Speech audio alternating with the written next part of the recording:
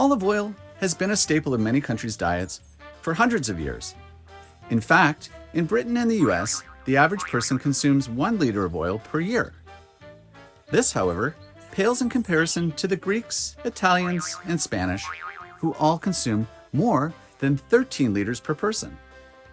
We know that this oil comes from the several varieties of olives grown around the world, and the olive itself is pressed to a point that the oil is released. But before we can get to the point of being able to dip our bread or dress our salads with this delicious nectar, we have to get the olives from the tree to the press room. In this series, we will explore a small olive-producing region in Italy, one that was practically at the epicenter of the earthquake in L'Aquila, Abruzzo, and one that is still struggling to rebuild itself after this tragic event.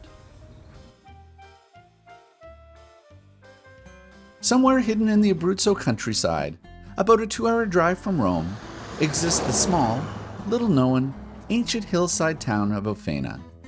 Unless you or a family member hails from here, there is practically no chance you will have ever heard of it, and even less chance that you will have ever visited it. After all, what would draw you there? A waning population estimated to be in the 200s or so?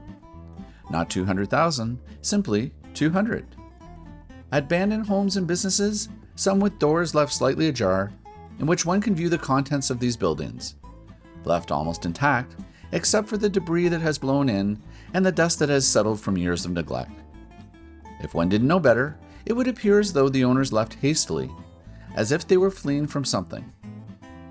At the center of Ofena, as with most Italian towns, is a square where the last remaining locals gather to socialize and share a glass of the delicious local wine. Most notably, a Montepulciano d'Abruzzo. It could also be a wine that is locally made at the internationally acclaimed vineyard Catel di Madonna. Catel di Madonna is perhaps most notably responsible for rescuing a previously unheralded grape varietal called Pecorino. The name derives from the Italian word for sheep, a nod to the shepherds and their flocks who ate the grapes while traveling through the region. The landscape here is rugged and hilly and barren as it forms into an amphitheater-like valley affectionately known as the Oven of Abruzzo. Here, air from the Adriatic Sea blows in over the hills and keeps the climate warm and dry. Although only the most adaptive and hardiest of vegetation seems to eke out a survival, there is at least one type of flora that appears to thrive: the olive tree. Patchworks of olive groves dot the otherwise redundant and somewhat monotonous landscape, rising up from the sand and rock to tower, relatively speaking, over the landscape. The trees produce the fruit that is eventually transformed into what could possibly be the lifeblood of not only Abruzzo cuisine, but of Italian cuisine as a whole: olive oil. If one didn't know better, these groves of trees appear to be growing in the wild, left unattended, to produce their fruit naturally. However, to believe that no one owns or tends to the trees would be a gross error in judgment. Is that yours also? No, we just go Only two right here. Yeah. That's unfortunate because the ones on that side are a little bit bigger. They might not know. I was going to say, let's start over there. Yes. But, No. okay. Okay. Yeah. What we can start here and make our way back. Backward. These trees are almost emblematic of one's tenure in the community. The more trees one owns, the longer it would seem that they have had an affiliation with the area. From that first Berdano grove, Yeah, one he property. acquires other little other parcels with maybe 25 plants. He even bought some of now the Delfino plants.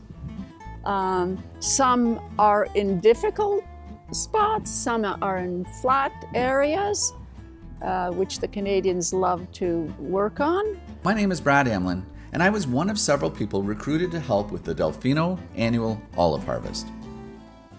Like Tom Sawyer, who famously lured his friends into believing painting a fence was fun, Angelo Delfino painted a romantic picture of how beautiful the annual harvest was in his birthplace of Ofena, Italy.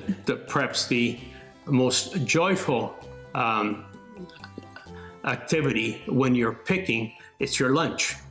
When everyone brings different types of foods and preparations, and you sit all together, and you sit there and you share food and something to drink, and you have a lot of fun. Admittedly, I fell for the romance of both the activity and the surroundings. The simplicity of life in Italy is perhaps the single biggest draw for us, and something that I wish we could emulate in North America. Italians focus on living life first and foremost. And it is not just the simplicity of life, but the simplicity of the food they eat. There are not a lot of ingredients in their food, but what they use is fresh, and how they prepare it is with love. Ofena is in the province of L'Aquila, which was at the epicenter of the huge 2009 earthquakes, which ravaged both the city, but also destroyed homes in the surrounding area. Ofena was not immune. Unfortunately, Angelo and his wife Adriana's house was severely impacted, and sadly, only just months after they had completed a major renovation. Our house was badly damaged, and it still hasn't been repaired. We had it set up nice with all the Canadian conveniences, and that are no longer there, so I don't go. Come. Now, we had our fine china during the earthquake up there. Just standing up, not one fell down. You're kidding. Not one piece. They had aspirations of spending long periods of time in Angelo's birth town as they eased their way into retirement. The house was deemed unfit to live, and to this day remains unfixed. Understandably, Adriana has had no interest in returning, at least until the home has been cleared for living, not to mention the heartbreak she experienced after finally getting the home refitted to her liking.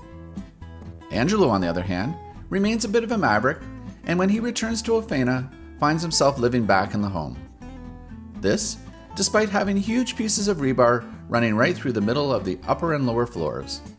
We're lucky, or I'm lucky, that in this case, here and here, I'm shorter than these. But if you come in here very quickly, and Rich is facing with this. Oh, jeez. Oh, look, you are utilizing the... Oh yes. Well, look at that. It's a closet. Oh, there you go. That's how it is. The purpose of this rebar is to keep the walls from collapsing. Knowing this is even a possibility, I can understand Adriana's trepidation of returning to this risk. That is the only house that I have in Italy. They consider that my second house because I'm not a full-time resident of the town. Those that are full-time residents of the town get the preference. So having finally bought into the romantic visions that olive picking conjured in our heads, we boarded our flight to Rome, took a train to Orvieto, Italy, and then drove from there to Ofena to embark on 3 days of olive picking with Angelo and his crew. We couldn't find suitable accommodation in Ofena, and clearly we had no interest in staying at the Delfinos, especially with the possibility of the house collapsing. But now that I think of it, I'm not sure we were even invited. Instead, we elected to stay in a neighboring town called Capistrano, a veritable metropolis compared to Ofena with a population of 885, or 4 times that of Ofena, and about 8.5 kilometers away. We were nervously excited for our trip to Italy, and specifically our first experience at olive picking. Perhaps we too would join those that make the annual pilgrimage to the Delfino olive tree plots.